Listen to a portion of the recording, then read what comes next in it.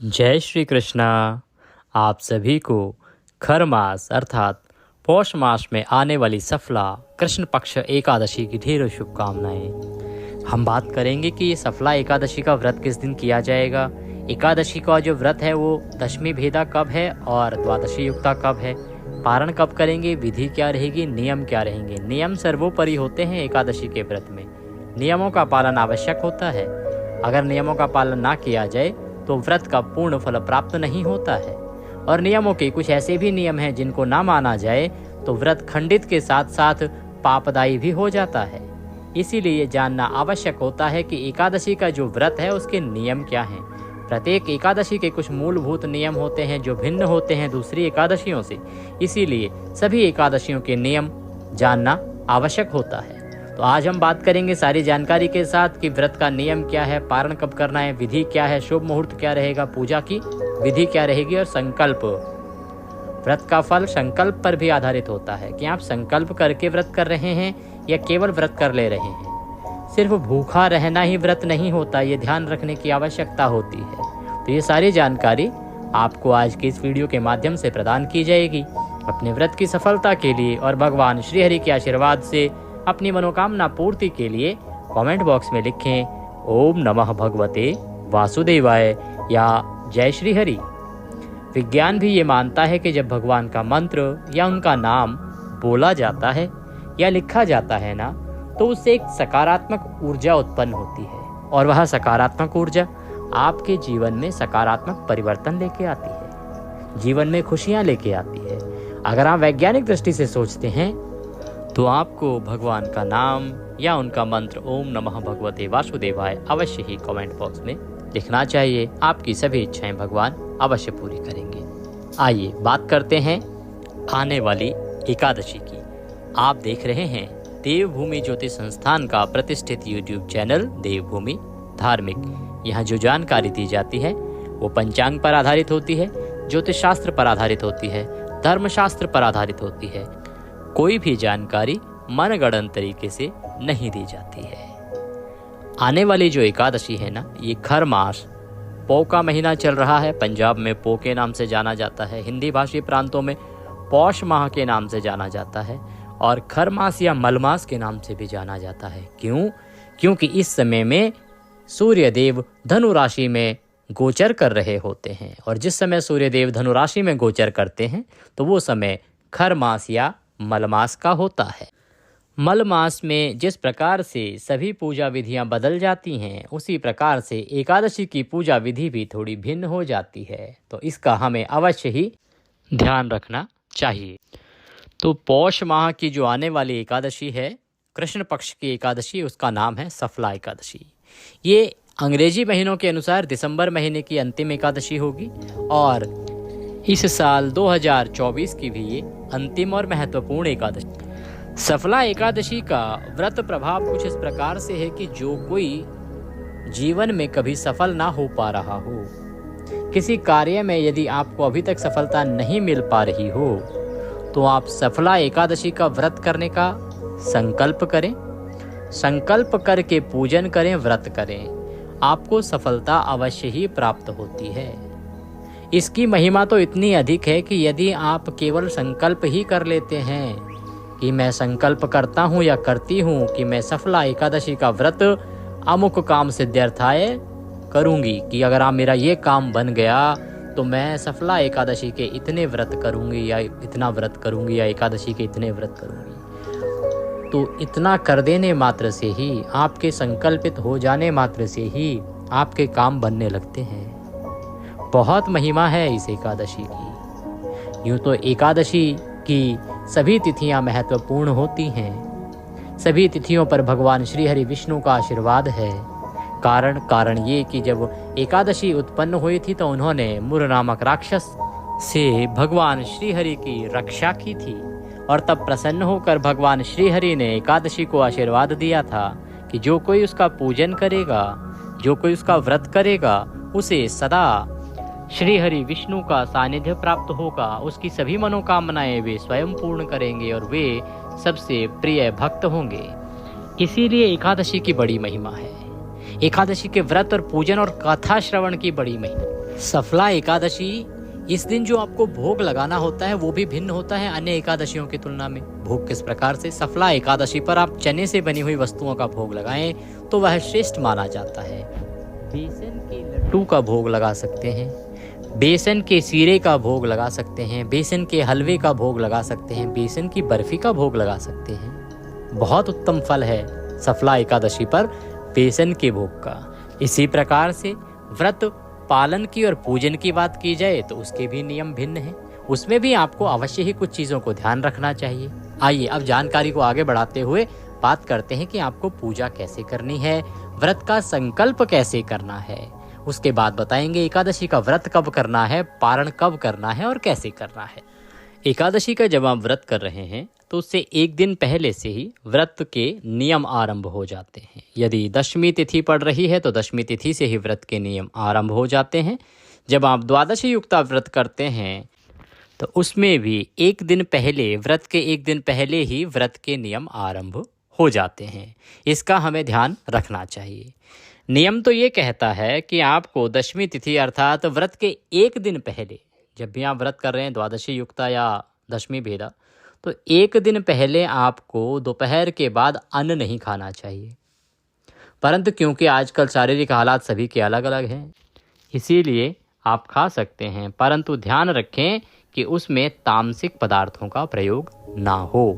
तामसिक पदार्थों में लहसुन, प्याज आदि भी वर्जित होते हैं। इसके अलावा मांसाहार और मदिरा पान पूर्ण रूप से प्रतिबंधित होता है एकादशी के व्रत के एक दिन पहले भी। ये हम बता रहे हैं क्योंकि एकादशी का बहुत बड़ा व्रत है और उसको करने वाले बहुत अधिक लोग हैं। उनमें से बहुत से लोग हैं जो नियमित रूप से मांसाहार करते हैं या मदिरा पान करते हैं। तो उन्हें यह अवश्य ही ध्यान रखना चाहिए कि किसी भी प्रकार से एक दिन पहले ही उनको ये सब छोड़ना होता है।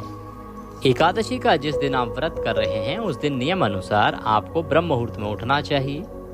ब्रह्म मुहूर्त में ना उठ सकें तो एकादशी के व्रत वाले दिन सूर्योदय से पहले अवश्य उठ जाएं। उठने के बाद स्नान आदि करें। स्नान आदि करके भगवान भास्कर को जल दें। भगवान भास्कर को आप जब जल देंगे तो इस एकादशी पर विशेष काम करना है आपने।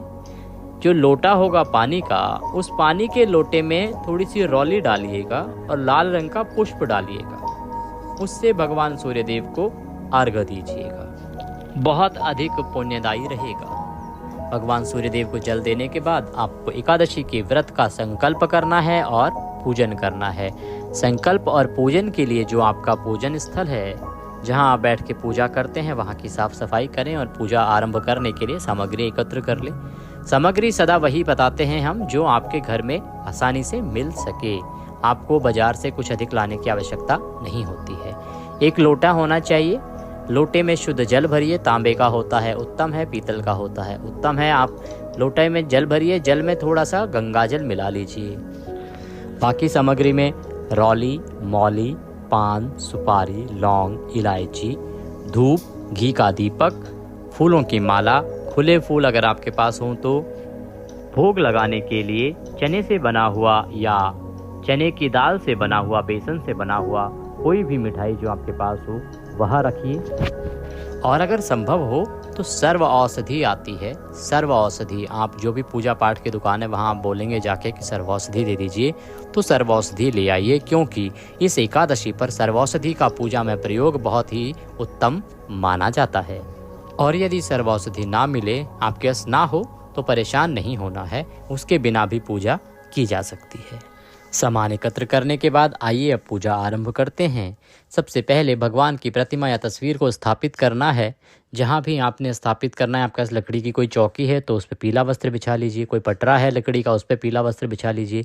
आप जमीन पर अर्थात पृथ्वी पर रखकर भी पूजन कर सकते हैं। विधि आपको बताते हैं करना क्या है। तस्वीर को कहीं भी रखने से पहले कुछ मूलभूत नियम है, उनका पालन करना होता है। सबसे पहले जिस लोटे में आपने गंगा जल मिला हुआ जल भरा है ना, उस जल से उस स्थान पर थोड़े से पानी के छींटे दे दीजिए। छींटे देने के बाद वहाँ पर भगवान को बैठाने के लिए आसन दीजिए। आसन के रूप में आप वहाँ पर पुष्प बिखरा दीजिए। जो खुले फूल आपके पास होंगे वो फूल वहाँ पर डाल दीजिए। पुष्प बिखराकर उसके ऊपर भगवान की जो तस्वीर है उसको स्थापित कर दीजिए। इस प्रकार से वह स्थान पवित्र हो गया, भगवान के बैठने योग्य हो गया। साथ ही आपने उनको स्थान में आसन भी दे दिया और आपने उनको स्थापित कर दिया। अब भगवान की पूजा करेंगे। पूजा करने से पहले जो पूजा करने वाला है उसको अपने आप को पूजा के लिए तैयार करना होता है। तो उस लोटे में से एक चम्मच से जल लीजिए और हस्तो प्रक्षालनम, अपने हाथ धो लीजिए, अपने आप को तिलक कीजिए, हाथ में मौली बांधिए और उसके बाद आप पूजा आरंभ करेंगे। सबसे पहले व्रत का संकल्प किया जाएगा। संकल्प करने के लिए अपने सीधे हाथ में जल लीजिए और 1 रुपये का सिक्का दक्षिणा के रूप में कम से कम रखिए। 3 बार बोलिए ओम श्री विष्णु, ओम श्री विष्णु, ओम श्री विष्णु।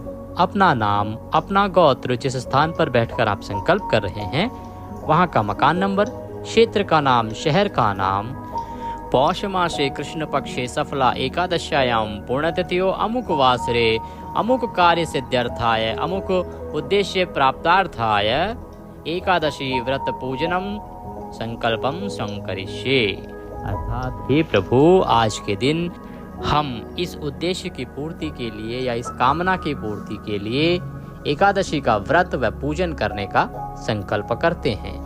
आप इसे स्वीकार करें और आशीर्वाद दें कि हम इस व्रत को करने में सफल हों तथा हमारा उद्देश्य, हमारी कामना पूर्ण हो। ऐसा बोल के संकल्प भगवान के चरणों में छोड़ दीजिए। ये आपका संकल्प है। संकल्प आपको हमेशा करना चाहिए। जब भी आप कोई व्रत पूजन करते हैं तो संकल्पित होकर जब व्रत पूजन या दान किया जाता है तभी उसका पुण्य फल व्रत करने वाले या दान करने वाले को लगता है। अब पूजन आरंभ करेंगे। पंचोपचार से हम पूजा करेंगे भगवान श्री हरि की, जो शास्त्रोक्त पूजा विधि है। इसके लिए सबसे पहले आप जल के 3 बार छींटे दीजिए। 3 बार छींटे होती है पद्य, अर्घ, आचमनी आप भगवान को करा रहे हैं।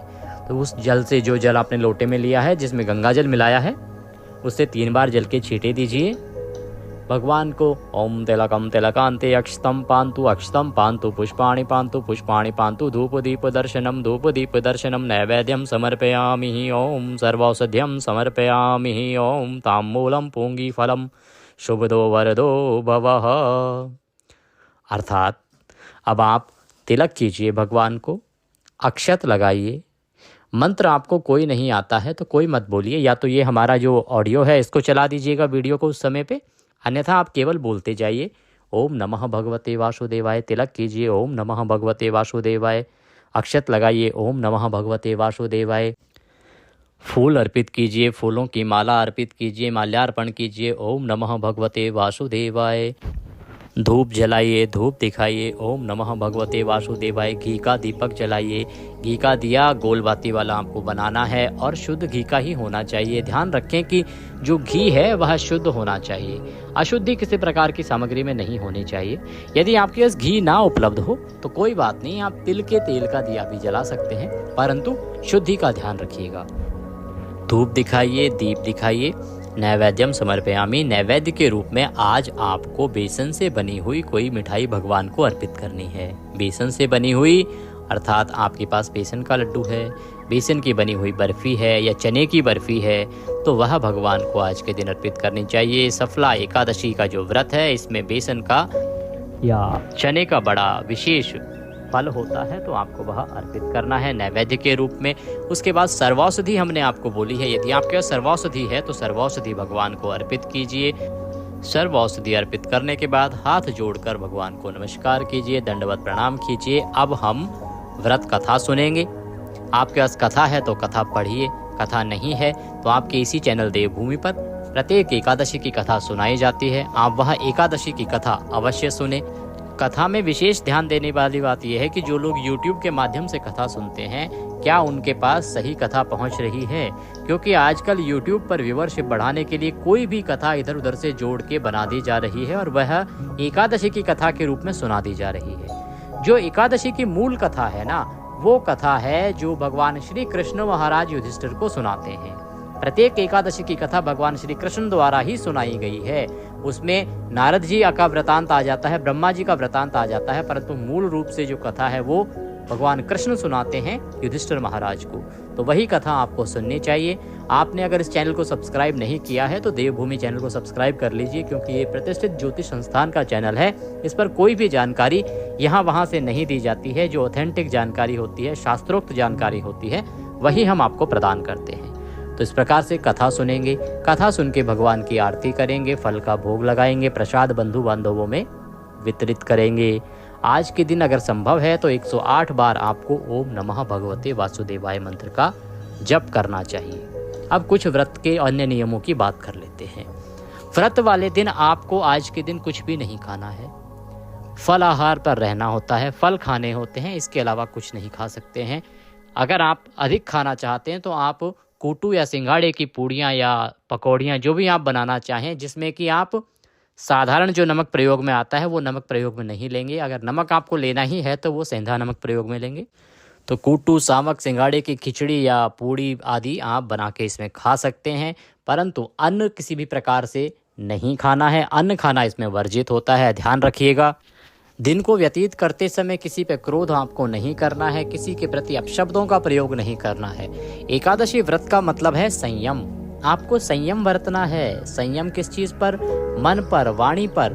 आपकी वाणी कभी भी बेलगाम नहीं होनी चाहिए। किसके प्रति आपको क्या शब्द बोल रहे हैं इसका आपको सदा ध्यान रहना चाहिए। साथ ही किसी पर आप क्रोध ना करें, अकारण क्रोध ना करें। किसी के साथ द्वेष की भावना, ईर्ष्या की भावना मन में ना लाएं। किसी का अहित ना करें। एकादशी के दिन भगवान के चरणों में मन को लगाते हुए दिन को व्यतीत करेंगे। सायंकाल को संभव है तो कीर्तन कीजिएगा, रात्रि काल को संभव है तो जागरण कीजिएगा, संभव हो तो पृथ्वी पर शयन कीजिएगा और ब्रह्मचर्य का पालन कीजिएगा। ब्रह्मचर्य का पालन सबसे बड़ा नियम है एकादशी के व्रत में। इसमें किसी प्रकार की कोताही आपको नहीं बरतनी चाहिए। ब्रह्मचर्य आपको निभाना ही पड़ता है और ये ब्रह्मचर्य आरंभ हो जाता है दशमी तिथि की रात्रि से ही, अर्थात व्रत के एक दिन पूर्व की जो रात्रि है वहाँ से आपको ब्रह्मचर्य आरंभ करना होता है। और जब तक कि व्रत का पारण नहीं हो जाता तब तक आप इसका पालन करते हैं। यदि ब्रह्मचर्य का नियम टूटता है तो आपका जो व्रत है ये पूर्ण रूप से खंडित होता है। इसीलिए और साथ ही अनजाने में अगर ये गलती होती है तो क्षमा याचना की जा सकती है, परंतु जानबूझ के अगर ये गलती की जाती है तो उसका घोर पाप आपको लगता है। तो हमारी सलाह ये रहेगी कि यदि आप ब्रह्मचर्य का पालन नहीं कर सकते तो आप कृपया व्रत ना करें। और इतने ही महत्वपूर्ण होते हैं व्रत के पारण के नियम। अब हम पारण की बात करेंगे, पारण के नियमों की बात करेंगे, फिर बताते हैं कि आपको एकादशी का व्रत करना कब है। तो व्रत के अगले दिन आप पारण करते हैं। पारण वाले दिन आपको सुबह सूर्योदय से पहले अवश्य ही उठ जाना चाहिए। अब पारण कब करना होता है, कैसे होता है इसका निर्धारण देखिए। पारण के 3 मूलभूत सिद्धांत हैं जिनको आप हमेशा पालन करेंगे ही करेंगे। इनको आप नहीं तोड़ सकते, ये नियम बहुत आवश्यक है। वो नियम क्या है? एक तो जो पारण है एकादशी का वो व्रत के अगले दिन सूर्योदय के बाद किया जाता है। ध्यान रखिए, सूर्योदय से पहले नहीं। ऐसा नहीं कि आप सुबह 5 बजे उठ के ही पारण कर लेंगे, जब तक सूर्योदय नहीं होगा। अभी शीत ऋतु है, सूर्योदय काफ़ी देर से 7 बजे तक उदय होते हैं और समय जो है बदलता रहता है, उसका ध्यान रखिएगा। दूसरा, द्वादशी तिथि में पारण किया जाता है। और तीसरा, द्वादशी तिथि के पहले 5.5 घंटे में पारण नहीं करना है। ऐसा नहीं है कि सूर्य उदय हो गया और आपने सीधा पारण कर लिया। आपको ये ध्यान रखना है कि कहीं ऐसा तो नहीं अभी द्वादशी तिथि आरंभ ही हुई है। ये ध्यान आवश्यक है कि द्वादशी तिथि के पहले 5.5 घंटे निकल जाने चाहिए। एकादशी के व्रत में द्वादशी तिथि के पहले 5.5 घंटे निकल जाएं, उसके बाद ही व्रत का पारण होता है। अन्यथा जो व्रत है वो खंडित होता है, खंडित होता है, खंडित होता है। फिर से आपको बता दें, एकादशी का व्रत आप यदि कर रहे हैं तो पारण जो है वो सूर्योदय के बाद तो होगा अगले दिन, परंतु ये ध्यान रखिए कि द्वादशी तिथि के 12 के पहले 5.5 घंटे निकल गए हैं क्या, 12 कब लगी थी और उसके 5.5 घंटे निकले हैं कि नहीं। क्योंकि द्वादशी तिथि के पहले 5.5 घंटे हरिवासर का समय होता है और ये हरिवासर का समय एकादशी के व्रत के लिए ही होता है। एकादशी का व्रत इसमें ही किया जाना चाहिए। इसीलिए हम सदा सलाह देते हैं कि द्वादशी युक्ता व्रत कीजिए। तो जब 5.5 घंटे निकल चुके हों, द्वादशी तिथि लग चुकी हो और सूर्योदय भी हो चुका हो, तब आप पारण कर सकते हैं। आपको कोई शुभ मुहूर्त देखने की भी अधिक आवश्यकता नहीं होती है। और अगर उत्तम मुहूर्त में करते हैं तो उसकी तो बात ही कुछ और है। तो ये जानकारी इसलिए आवश्यक है कि कभी आप सफ़र में हैं, किसी कारण से हमारा चैनल नहीं देख पाए या वीडियो समय से आपको प्राप्त नहीं हुआ तो गलती ना हो जाए। आप स्वयं भी निर्धारण कर सकते हैं कि कब हम पारण करेंगे। आपको लगातार देखते रहना चाहिए हमारा ये चैनल, क्योंकि हम प्रत्येक एकादशी का सही पारण समय आपको बताते हैं।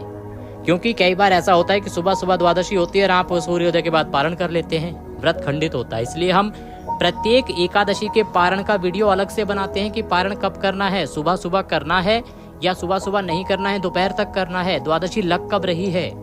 हम इसीलिए बताते हैं कि आज आपको सुबह सुबह पारण नहीं करना है और आपको कितने बजे पारण करना है ये भी बताते हैं। तो इस विषय का हमेशा ध्यान रखिएगा। हमारा जो पारण का वीडियो होता है वो बहुत महत्वपूर्ण होता है और हमारा उद्देश्य केवल इतना होता है कि कोई भी अनजाने में गलत समय पर पारण ना कर ले।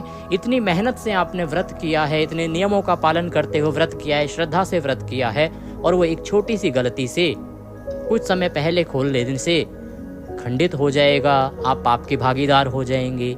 इसीलिए हम प्रत्येक एकादशी पर पारण का वीडियो अवश्य बनाते हैं और अपलोड भी करते हैं व्रत वाले दिन। तो उसको आपको अवश्य ही देखना चाहिए। उससे सिर्फ ये लाभ मिलेगा आपको कि पारण सुबह सुबह कर सकते हो आप, या कितने बजे पारण होगा, कितने बजे के बाद पारण होगा। शुभ मुहूर्त को अगर आप ना भी मानो तो इस नियम को आपको अवश्य मानना चाहिए। आइए अब जान लेते हैं कि जो व्रत है आपको सफला एकादशी का वो कब करना है, सफला एकादशी आरंभ कब हो रही है, कब समाप्त हो रही है और द्वादशी तिथि कब से कब तक रहेगी, पारण का समय क्या रहेगा। एकादशी तिथि आरंभ हो रही है 25 दिसंबर को रात्रि को 10:29 पर और ये 27 दिसंबर को रात्रि को अर्थात 12:43 पर समाप्त होगी। तो ऐसे में जो एकादशी का व्रत है ना वो किया जाएगा 26 दिसंबर को। 26 दिसंबर को सूर्य के मुख से एकादशी है, पूरा दिन एकादशी रहेगी। रात्रि को 12 बजे के बाद जब 12:45 बजेंगे तब एकादशी समाप्त होगी। एकादशी का व्रत 26 को करेंगे। पारण आपको करना है 27 तारीख को। 27 तारीख को पारण करना है और पारण के लिए जो शुभ समय रहेगा वो शुभ समय रहेगा 7:12 से और 9:16 तक। और द्वादशी तिथि समाप्त होगी 28 दिसंबर को सुबह 2:26 पर। अब बात करते हैं शुभ मुहूर्त की। सफला एकादशी के दिन, जिस दिन आप 26 तारीख को व्रत कर रहे हैं, तो दोपहर को 1:39 से और 2:56 तक राहु काल रहेगा। इस काल को आपको अवॉइड करना है। इस समय में आपको व्रत पूजन आदि नहीं करना है। शुभ मुहूर्त की अगर बात करें तो सुबह 7:11 से और 8:29 तक उत्तम मुहूर्त रहेगा। लाभ उन्नति रहेगी 12:21 से और 1:39 तक का समय रहेगा। ये कुछ शुभ मुहूर्त हैं जिनमें आप पूजन करते हैं तो बहुत अधिक लाभदायक होता है। बाकी तो सभी समय भगवान का है। राहु काल को छोड़ दीजिएगा, बाकी समय में आप भगवान का जो व्रत पूजन है वो कर सकते हैं। कथा अवश्य कीजिएगा, भगवान आपका व्रत अवश्य ही सफल करेंगे। व्रत की सफलता के लिए और भगवान श्री हरि की कृपा प्राप्त करने के लिए कमेंट बॉक्स में लिखें जय श्री हरि या ओम नमः भगवते वासुदेवाय। भगवान आपकी मनोकामना अवश्य पूरी करेंगे। चैनल पर नए हैं तो सब्सक्राइब कर लीजिए। वीडियो अच्छा लगे तो उसे लाइक अवश्य कीजिएगा। और क्योंकि एकादशी का व्रत सभी लोग करते हैं, ज़्यादातर लोग करते हैं, तो इस वीडियो को आप अधिक से अधिक लोगों तक पहुंचाइए जिससे कि सभी लोग लाभ ले सकें। क्या पता आप किसका क्या लाभ करते हैं, क्योंकि इसमें जो जानकारी है वो हर जगह मिलती नहीं है। तो इसको अधिक से अधिक लोगों तक शेयर कीजिए, साझा कीजिए, ताकि वो भी इससे लाभ ले सकें और सही जानकारी प्राप्त कर सकें। भगवान सब पर कृपा करें। जय श्री